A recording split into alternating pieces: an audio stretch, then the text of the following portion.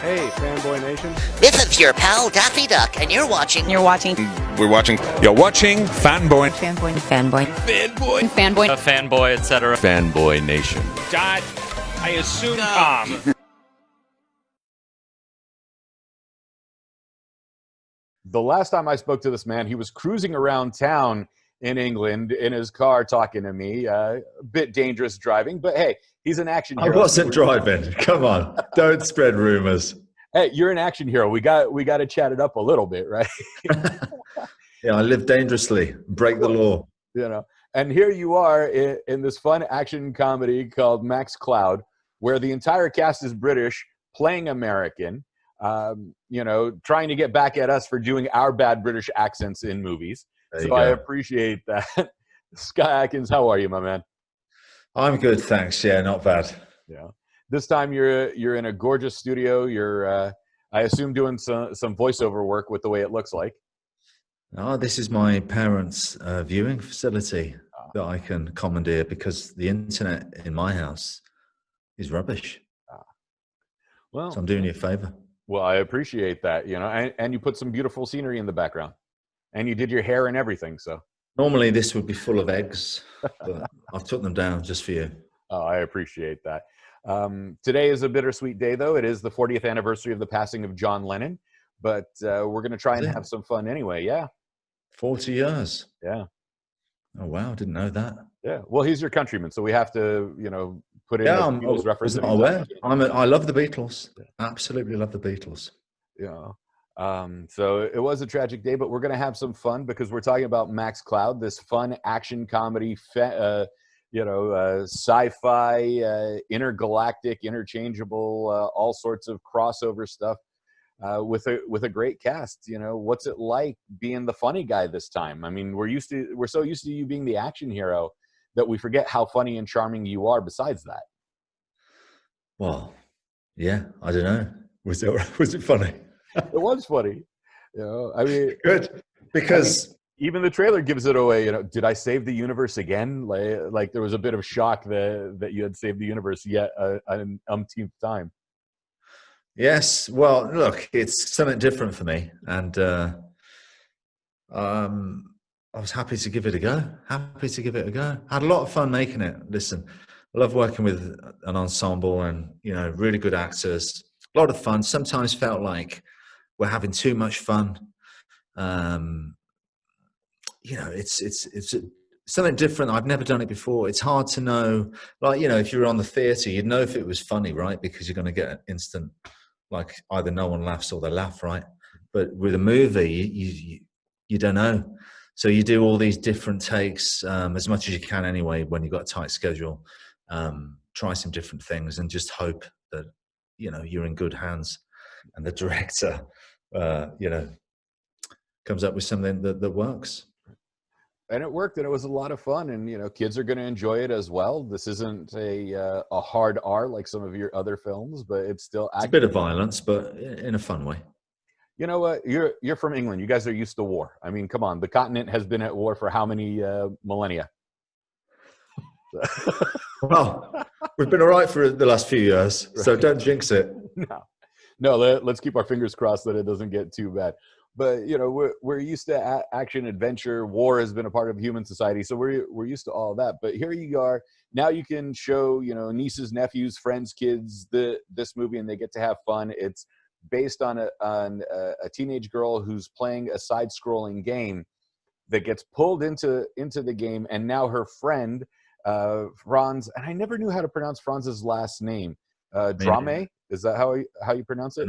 No idea. Okay, you know, now he's got to help save her and you and the universe to get her out of the game. So it's got to be a lot of fun.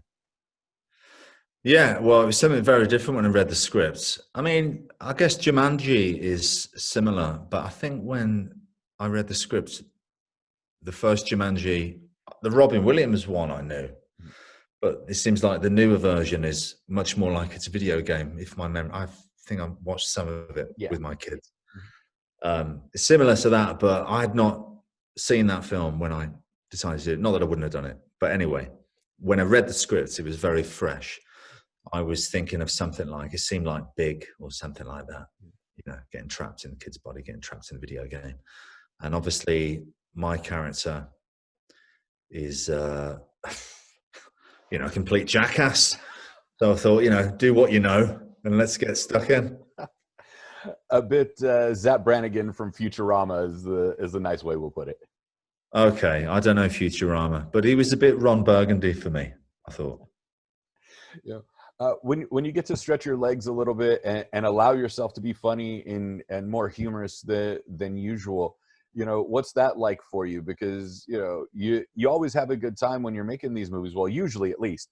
Yeah, I'm sure there's been experiences in the past, but you come around and now it's a kids movie. There was Lava Girl and Shark Boy and Jumanji and now this, and this is like in the same vein. What's it like for your kids to be able to sit there and watch your stuff? Well, that'll be nice. They haven't watched it yet. I look forward to for my daughter. Actually, I showed my daughter the trailer, and she was like, "Oh, that looks brilliant." Did you actually go into space, and all the usual questions. So yeah, I look forward to seeing it with her. And yeah, as I say, it was just something different to do. I like to test myself and get out of my comfort zone sometimes, try different things. We kind of spoke about that last time. I believe it was Elliot who played Sarah's version of Jack in the film, but he's a grown man imitating a 15-year-old girl in a lot of his mannerisms and behaviors. How often did the cast crack with him being so over the top as a adolescent teenage girl? We cracked a lot. There was a lot of cracking going on, especially me with him. He's a very funny guy. I had a great time working with all of them. And John, he goes big. He goes big with his villainous performance. That was wonderful. Well, John's big in everything he does, man. I mean, the guy's from Spartacus to Max Cloud, so he's been keeping busy. Yeah.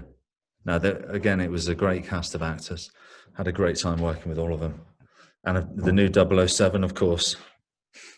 That's right. The new James Bond is in the film. Although no, I don't. The new 007, and I don't know anything. I'm just reading between the lines and taking that guess. We're used to the James Bond thing, but yeah, 007, I guess, reissuing the code. It's to touch upon that. There are some people that are like, "Oh, she should have been 008 or 009." But we've had 008. It was Sean Bean. Right. Well, you know how some people are. They don't follow the canon. They weren't watching it in the 90s. No. Too young, maybe. That or they just forgot about it and want to complain about something. They just wanted to, kick up a storm on Twitter. Right. How exciting is that the new 007 is a part of the cast as well? Yeah, she's a great actress, brilliant actress. And again, fun working with her. And we have a little fight with 007. Don't mind telling you who won. Well, maybe she'll get back at you with a role in the next 007 film that she'll be starring in. What was that? 009, please. There you go. Take us through the shooting schedule of this. I mean, at some point we see the images of the side-scrolling game, which doesn't necessarily look like you. Did you get a chance to play that, or was that just animated for the film? Like, did they actually turn that was the beauty of this movie. That was the beauty of this movie for the director. Like, you've got your scenes that you have to make, and you've got to make your day, and maybe you didn't get to that scene, so it goes on to the next day, and then everything's pushing. The beauty of this movie was if you didn't get time to film a scene, you just go, we'll just make it one of the parts of the video game, side scrolling. And that action sequence, no, we haven't got time for that anymore. So we're just going to animate it. And we'll do it like in a few weeks' time. So that sounds fun on the director's part. When you're going through the film, I mean, there's still a lot of action sequences. There's still a lot of fun. It's very sci-fi orientated. You get to save the universe, which has to be enjoyable on top of everything else. What's it like when you finally get to see the final cut and see all the effort that you put into? Because it is that delayed gratification.